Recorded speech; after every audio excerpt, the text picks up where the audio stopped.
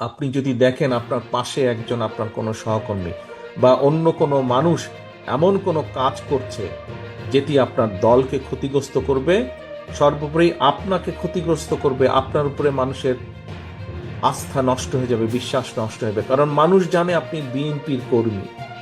অন্য একটা লোক, আপনার অন্য কোনো সহকর্মী এমন একটা কাজ করবে যেই কাজে মানুষের আস্থা আপনার উপর নষ্ট হবে, আপনি কি সেটি করতে দিতে পারেন? সেটি কি করতে দেওয়া উচিত হবে?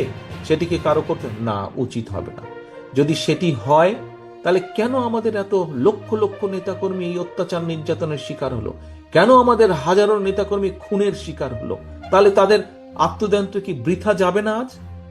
আমরা যদি এসব অ্যালাউ করি কাউকে, যে যাতে দলের ক্ষতি হবে, তাহলে কেন আমরা অ্যালাউ করব?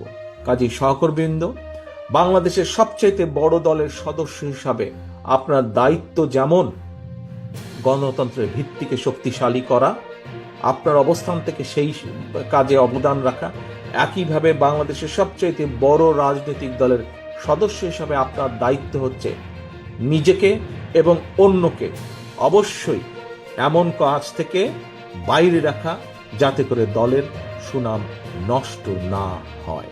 সহকর্মীবৃন্দ, এটি আপনাদের সকলকে নজর রাখতে হবে।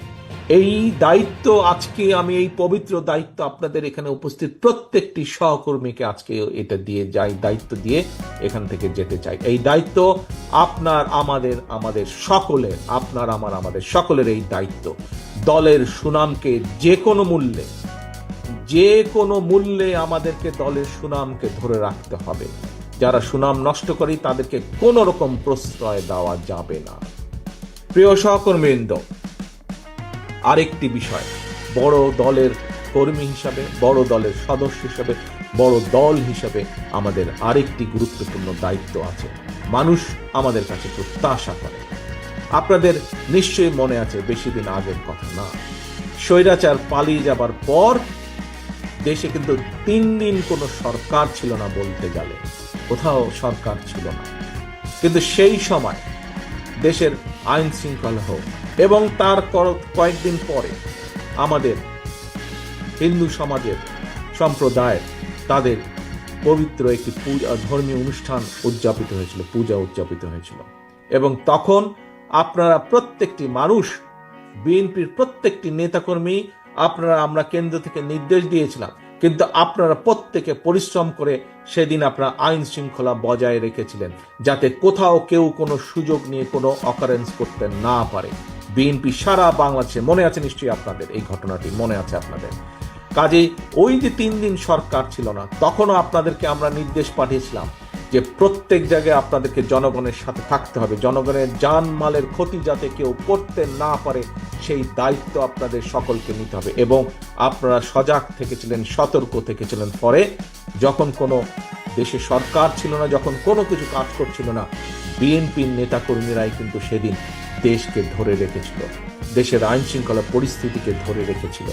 কাজে প্রিয় সহকর্মীবৃন্দ, আপনাদের সেই দায়িত্ব আজও শেষ হয়ে যায়নি, আজকেও আপনাদের দায়িত্ব আছে। তবে এখন যেহেতু অন্তর্বর্তীকালীন সরকার আছে, এখন যেহেতু সরকার চেষ্টা করছে সবকিছু আবার নর্মালভাবে চালানোর জন্য, আমাদের বড় দল হিসেবে অন্যতম প্রধান দায়িত্ব হচ্ছে আপনার এলাকার যে প্রশাসন আছে, সেই প্রশাসন যখন সহযোগিতা চাইবে এলাকার আইন শৃঙ্খলা রক্ষার জন্য, এলাকার মানুষের শান্তি শৃঙ্খলা রক্ষার জন্য, বিএনপি হিসাবে, বিএনপির নেতা হিসাবে, বিএনপির কর্মী হিসাবে আপনাদেরকে সেই সহযোগিতা দিতে হবে। অর্থাৎ মানুষের প্রত্যাশা অনুযায়ী আমাদেরকে চলতে হবে, মানুষ যা চাই সেই হিসাবে আমাদেরকে চলতে হবে। গণতন্ত্রের ভিত যাতে শক্ত ভিত্তির উপরে রচিত হবে, সেই ব্যাপারে আমাদেরকে সচেতন থাকতে হবে, কাজ করতে হবে। এবং আমাদেরকে আইন নিজের হাতে তুলে না নিয়ে প্রশাসন আমাদের সহযোগিতা চাইলে প্রশাসনকে সহযোগিতা করতে হবে, যাতে করে এলাকার মানুষের জান মালের নিরাপত্তা ঠিক থাকে। সিনেমাতে, পত্রিকায় আমরা দেখেছি লগি বৈঠার ঘটনা। লগি বৈঠা শুরু করেছিল আওয়ামী লীগ, সেখানে সিলসিলা এখন বহন করছে যারা মুজিববাদের নতুন করে ঠিকানা হয়েছে।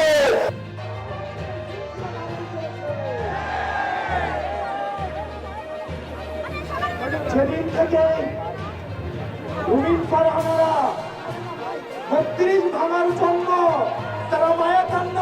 দিয়েছে, সেদিন থেকেই বুঝে গিয়েছি যে এই দল চাঁদাবাজদের অভয়ারণ্য পরিণত হবে। আজকে শুনলাম একজন বলছে নেতা যদি অর্ডার দেয় 10 মিনিটে নাকি সরকার পতন করবে। এই 17 বছর কোথায় ছিল? দেশ নেত্রী বেগম খালেদা জিয়ার বাসার সামনে ট্রাকটা পর্যন্ত ছড়াইতে আসেন না। আমি জনগণকে বলবো আজকের ঘটনাকে আপনারা মুড়ে মুড়ে আপনারা বিগ স্ক্রিনে মানুষকে দেখান, তারপর সিদ্ধান্ত নিতে বলে যে পরবর্তী বাংলাদেশটা কোন চাঁদাবাজদের হাতে তুলে দিবে। প্রিয় তরুণ প্রজন্ম, আপনারা রক্ত দিয়েছেন। আমার এই ভাইটা চোখ হারিয়েছে। আমার এই ভাইয়ের কাছে জিজ্ঞেস করতে হবে। তারা বলছে আমাদের যেহেতু যতদিন না পর্যন্ত নির্বাচন হয় তারা যদি সরকার গঠন না করে তাহলে নাকি এগুলো অব্যাহত থাকবে। ব্যাপারটা হচ্ছে এমন,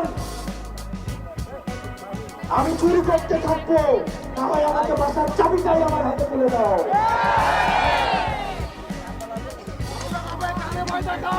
আপনারা জেল থেকে বের হয়ে বলছিলেন মাসুম বাচ্চারা, আর আজকে আপনারা বড় বড় কথা বলেন। আজকে আপনারা মুজিববাদের ঠিকাদার হয়েছেন।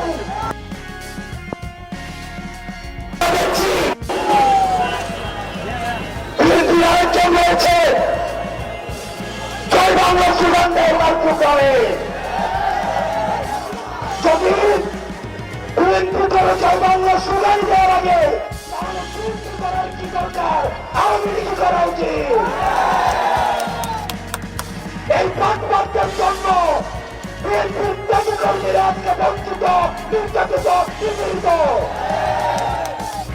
তারা এতদিন ধান খেতে ঘুমাতো, ঢাকায় একটা রিক্সা চালাতো। আমার বিএনপির ত্যাগী ভাইদেরকে, কর্মীদেরকে এই নেতারা, এই প্ল্যাটফর্মরা প্রতারিত করেছে, প্রতারিত করছে, প্রতারিত করবে। প্রিয় দেশবাসী, অনেক নেতা রয়েছে বিএনপি, আমরা বর্তমানে দেখছি তাদের গাড়িতে আওয়ামী লীগের সময় শুধু পতাকাটাই ছিল না, না হয় একজন মন্ত্রী সকল সুযোগ সুবিধা তারা ভোগ করেছে। আমি চ্যালেঞ্জ দিয়ে বলছি, বিএনপির শীর্ষ নেতৃবৃন্দকে চ্যালেঞ্জ দিয়ে বলছি, প্রয়োজন ফেস টু ফেস আমি নিয়োগ করতে পারছি।